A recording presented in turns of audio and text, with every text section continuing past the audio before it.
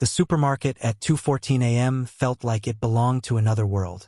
Fluorescent lights hummed above, reflecting off the scuffed linoleum, the sound so constant it blurred into the breath of the building itself. Outside, Austin was sleeping.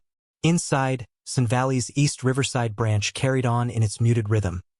The occasional beep from the night crew scanning boxes, the soft whir of refrigeration units, the squeak of a mop head pushing water into neat gray arcs. Owen Grant guided the mop bucket along aisle 13, his back aching in the way it only did when you'd been on your feet since sunset. The green work shirt smelled faintly of bleach, the stitched name patch reading E. Morris, borrowed from the supply closet. Nobody here knew that the man pushing a mop was the founder and CEO of the entire SunValley chain. He'd told himself he was here for observation. Field feedback, his PR director would have called it, though no one else in corporate knew. The truth was simpler, harder to admit. He missed this, the human temperature of a place where people worked because they had no other choice. The gravity that pulled them through long nights and short paychecks. He was emptying the trash outside the employee restroom when a sound caught him. The low hiss of the hand dryer, the muffled giggle of a child. The door stood ajar. Inside, a woman held a small boy's t-shirt under the dryer's nozzle, shifting it so the warm air reached the damp spots. The boy, maybe 4, sat on the counter with socked feet swinging, watching his shirt balloon and collapse in the heat. He laughed softly, the sound private, as if afraid to spend too much joy in one place. The woman glanced toward the doorway. Her hair was pulled into a quick knot, a loose strand stuck to her cheek. There were shadows under her eyes, the kind you earned, not inherited. She didn't flinch when their eyes met. She just stilled, cautious.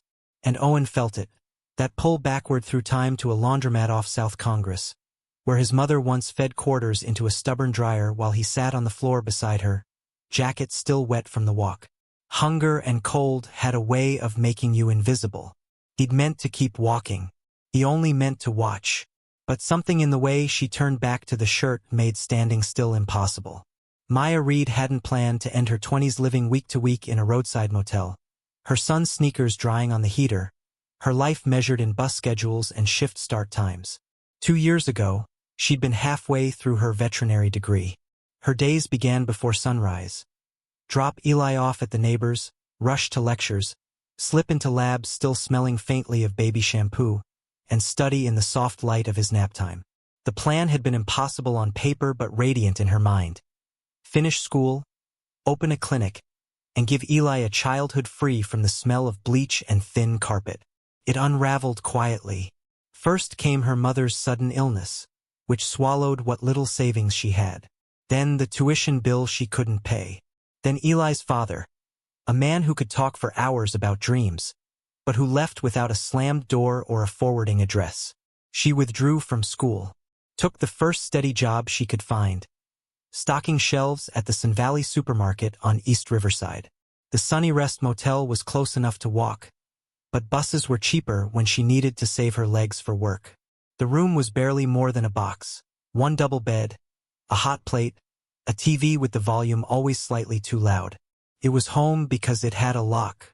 The morning shift was supposed to start at 6 a.m., but daycare didn't open until 5:45, and buses didn't run on her manager's sense of urgency.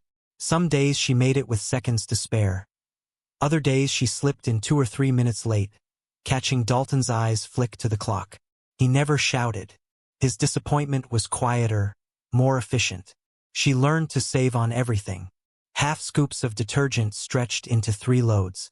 Grocery runs built around whatever was on the clearance rack. If Eli spilled juice or paint on himself before pickup, the store's employee restroom was her only option for getting him dry. She kept an extra t-shirt in her tote, but sometimes it wasn't enough. That was why she'd been there that night, holding his small shirt under the hand dryer, shifting it so the warm air found every damp corner. Maya was polite, quiet, careful. She worked until her back ached and her fingers stung from breaking down cardboard. She said thank you to customers who never looked up. She didn't ask for help. People remembered employees like Dalton or Terry from the deli, who could talk for hours. Not her. which is why the accusation felt like being shoved into a light she hadn't asked for. It started as whispers from loss prevention, unauthorized supplies found near the employee restroom, a bottle of laundry detergent, a small pack of wipes, technically store property, technically grounds for suspension. She didn't take them, but she also didn't have proof she hadn't. And in retail, proof was heavier than innocence. She stood in the tiny back office, the hum of the old computer loud in the stale air, while the LP officer explained that corporate took these matters seriously. Dalton stood behind him, arms crossed, gaze unreadable. "I can pay for them," Maya offered quietly, though the idea of losing even $20 made her chest tighten. "That's not the point," the officer said. "We have procedures." In the end, they let her go with a verbal warning. But it clung to her, the way Dalton avoided her eyes for the rest of the shift, the way a coworker she barely knew glanced at her tote bag like it might hide something. She went home that night and lined her few cleaning supplies along the motel dresser, as if their visible presence could prove something to someone. It didn't help. The next morning, she walked into the break room and found her locker unlocked. Inside, a plastic bag held a small bottle of laundry detergent and a roll of quarters for the bus. There was no note. She looked around. The room was empty. She didn't touch the bag at first. It sat in her locker like a question she didn't know how to answer. The break room was quiet except for the hum of the old vending machine, its glass panel reflecting the early morning light that slipped in through a narrow window. She stared at the items. A half-sized bottle of laundry detergent. Same brand sold in aisle 8. Its cap slightly cracked, the kind of thing that would never make it to the shelf. A roll of quarters wrapped neatly in receipt paper. And, tucked in the corner, a plastic bus pass in its original sleeve. Valid until the end of the month. It wasn't the kind of thing management left for employees. And it wasn't charity exactly. Felt deliberate, quiet. She looked over her shoulder. The room was empty, save for the low hum of the microwave on standby and the faint scent of burnt coffee grounds. She touched the bag lightly, as though it might vanish if she pressed too hard. When she finally left the break room, the overnight crew was just finishing up. The air smelled faintly of bleach and floor polish, the aisles still damp from mopping. Owen was near the maintenance closet, leaning slightly on the mop handle as he tipped the bucket to drain the dirty water. His green janitor's shirt hung loose on his frame, the stitched name patch reading E. Morris. The cap sat low on his brow, shadowing his face. Maya hesitated, then stepped closer. "You left something in my locker?" He glanced up, eyes calm but unreadable. "I don't know what you mean." Her lips curved, not quite a smile. "Right? Well, if it was you, thanks." Owen's shoulders lifted in the faintest shrug. "Maybe someone figured you could use it." She could have left then, but her eyes lingered on his hands. There was a faint red mark across his palm, the kind you got from hauling mop handles and squeezing out wet rags for hours. These weren't hands that just offered things. They were hands that had earned the right to. "Either way," she said softly, "it helps." He nodded, and for a moment his gaze rested on hers. Steady, without the sharpness she'd grown used to from people who thought they understood her life in a glance. "Good," he said simply, and went back to rinsing the mop head. The next few days passed in a strange, almost comfortable rhythm. They never spoke for long. A nod when their paths crossed, a quiet night when shifts overlapped. But there was something in those exchanges that made the fluorescent-lit hours feel less sterile. Maya didn't know who he really was. Owen didn't offer it, and she didn't ask. In her world, you didn't press for answers you weren't ready to carry. One evening, near the end of her shift, she saw him in aisle 4 restocking paper towels. It wasn't his job. The night janitors usually stuck to floors, trash, and maintenance tasks, but he was sliding the packages neatly into place, like someone who had done this before. She caught herself watching the way he straightened the rows, making sure every edge lined up, before he noticed and gave a small nod in greeting. It was a week later when the fragile rhythm broke. The day started like any other. Maya unloading boxes in the produce section, Dalton making his usual tight rounds with a clipboard. Then she heard his voice, sharp enough to carry over the quiet hum of the refrigeration units. "Reed, over here." She turned to see him standing by the back dock, arms crossed, eyes narrowed at a pallet of vegetables. Lettuce, peppers, cucumbers, all sitting in shallow pools of condensation. Some of the outer boxes were already collapsing from the moisture. "You want to explain this?" Dalton asked, his tone clipped. Maya stepped closer, frowning. "The refrigeration unit on that side's been acting up." "I told." "That's not the point." He cut her off. "This is spoilage. That's money down the drain, and it happened on your shift." Something in her tightened. "I clocked in after the truck came. I wasn't even." "Don't make excuses," Dalton said, loud enough for two other employees to glance over from the loading area. "We have procedures. If you'd been paying attention instead of..." "Instead of what?" The voice came from behind her. Calm. Even. But it stopped Dalton mid-sentence. Owen stepped forward from the shadow near the maintenance door, his hands tucked into the pockets of his work pants. He looked at the pallet, then at the digital thermometer on the side of the cooler. "It's reading 47 degrees, Owen said. "That's almost 10 degrees too high. Compressor's failing. Has been for days." Dalton's jaw tightened. "You're not in maintenance. This doesn't concern." "It does if you're blaming her for it," Owen said, still calm but firmer now. "This isn't operator error. It's equipment failure." For a long second, no one spoke. The hum of the cooler filled the space. Dalton finally turned away, muttering something about work orders, but the sting in his expression didn't fade. Later, as the shift wound down, Maya found Owen in the break room, drinking from a paper cup of coffee that had probably been sitting on the burner since the night before. "You didn't have to do that," she said quietly. "I know," he replied, eyes still on the steam rising from his cup. "But some things don't sit right." She wanted to say more, to tell him what it meant, having someone step between her and Dalton's clipped tone. But the words wouldn't come out right. Instead, she just nodded. And for a brief moment, under the buzz of the vending machine and the faint scent of coffee, there was something like trust in the air between them. It was nearly 2 in the morning when the outage hit. The store had been quiet for hours. That strange, suspended quiet where every sound feels too loud. A single customer wandered the aisles, pushing a half-empty cart with a wheel that clicked once every few rotations. Owen was in the stockroom, finishing a trash run, when the first flicker came. The fluorescent lights stuttered overhead, buzzing like startled insects. Then the building exhaled into darkness. Only the faint glow of the emergency signs remained, casting the aisles in red shadows. He froze for a moment, listening. Somewhere in the front, someone swore softly. In the break room, the ancient refrigerator clicked off. And from the far end of the stockroom, near the walk-in coolers, came the muffled thud of a door closing.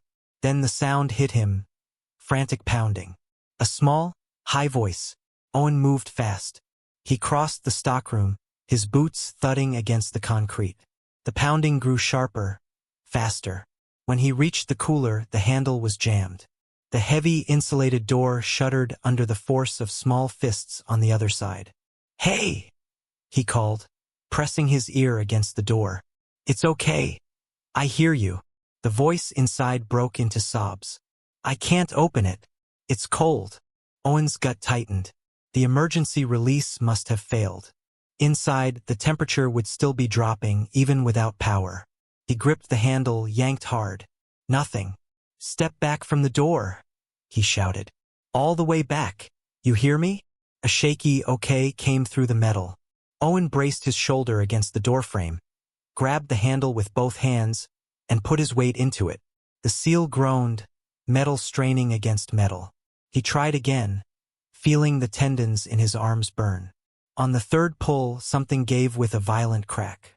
The door swung open, releasing a cloud of cold air that wrapped around him like a sheet of ice. A boy, maybe 7, stumbled forward, his cheeks flushed from the chill, his small hands trembling. Owen crouched immediately, steadying him by the shoulders. "You okay? You hurt?" The boy shook his head, eyes still wide. I was looking for my mom. I thought she came in here. Owen stood, guiding him toward the stockroom door. In the glow of the emergency lights, he spotted a woman rushing toward them from the front of the store. The boy's mother, her face etched with panic. She dropped to her knees and pulled him into her arms, murmuring rapid reassurances. "Thank you," she said to Owen without looking up, her voice shaking. By then, Dalton had arrived, flashlight in hand. "What the hell happened?" "Faulty latch," Owen said simply. "Needs replacing." The kid couldn't get out. Dalton glanced from Owen to the boy, his frown deepening. But he didn't argue. The power came back 10 minutes later, humming life into the building again. By then, word had already begun to spread among the skeleton crew. The janitor had ripped open a cooler door to free a trapped kid. Someone from grocery claimed they'd never seen a door give way like that without tools. By the time Owen clocked out, 2 cashiers had patted him on the shoulder.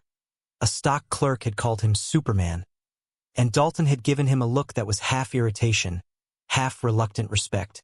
The next evening, a local news van was parked across the street. One of the cashiers had clearly tipped them off. Through the glass doors, Owen saw the reporter's lips moving, the cameraman panning toward the cooler. Dalton was standing stiffly in the background, no doubt rehearsing a version of events where he featured more prominently. Owen didn't stick around for interviews. He slipped out the side exit, the night air warm against his skin. He hadn't done it for a story. But by the time he got home, the store's security footage was already online. Grainy, dimly lit, but unmistakable. A mystery janitor pulling open a stuck door, a small figure running free. He sat on the edge of his bed, still in the borrowed uniform shirt, scrolling through the early comments. Most were just noise, local gossip, strangers' guesses about who he was, but a few made him pause. One read, "Whoever he is, I hope the company treats him better than just another name on payroll." Owen closed his phone. That, he thought, was exactly the point. The morning shift started like any other. The low buzz of the overhead lights, the smell of brewed but burnt coffee in the break room, Dalton already making his clipboard rounds. Maya slipped in just after dropping Eli at daycare, still shaking the damp from her jacket. She headed straight for her locker, planning to change into her clean shirt before clocking in.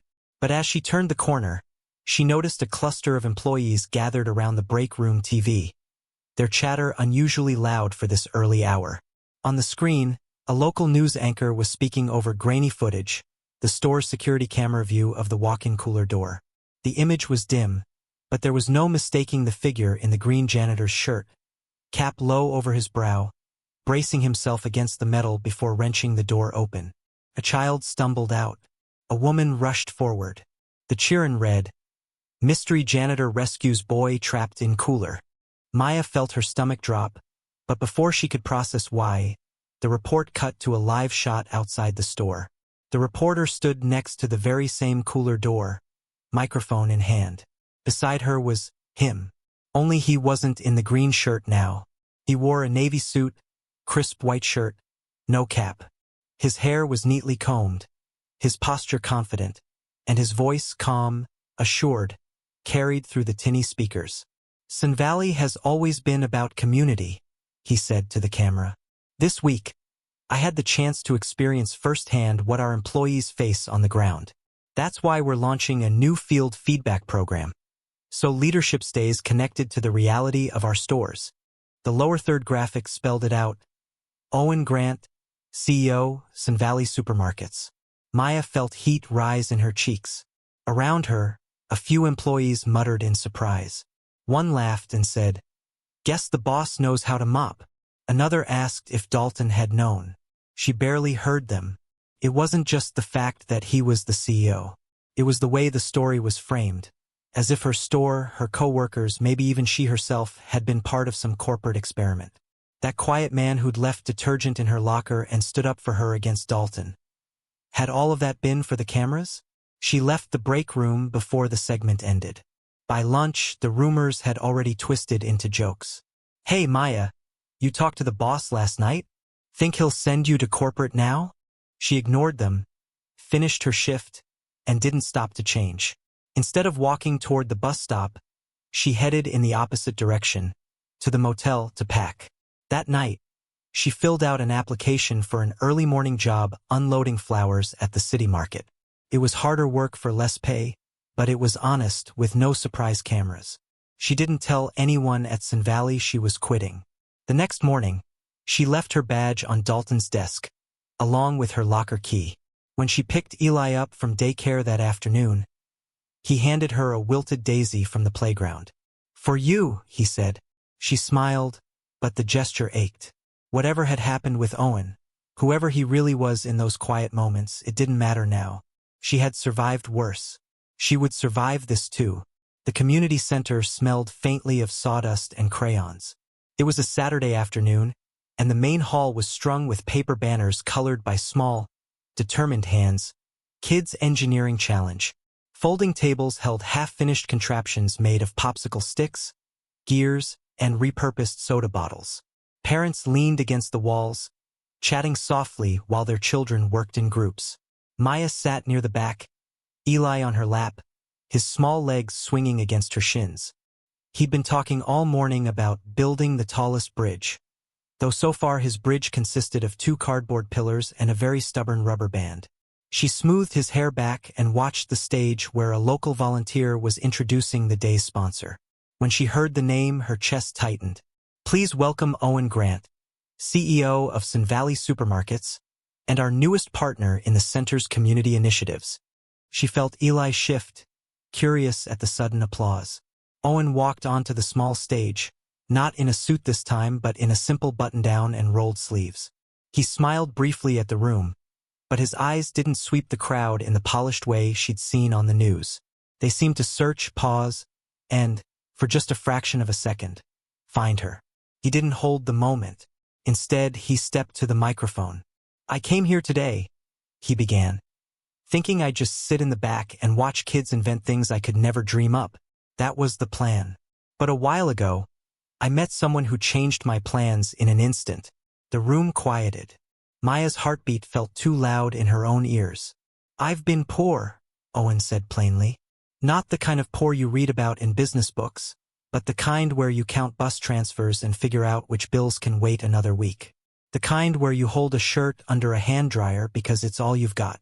I know what it's like to keep going when the world gives you nothing." He glanced at the children, then back to the parents. "This company I run, SunValley, it works because people like you work, and we don't make it easy enough. So starting next month, we're launching a pilot program. Free laundry kiosks in select stores, flexible shifts for parents, and childcare subsidies for employees who need them." A few murmurs rippled through the audience.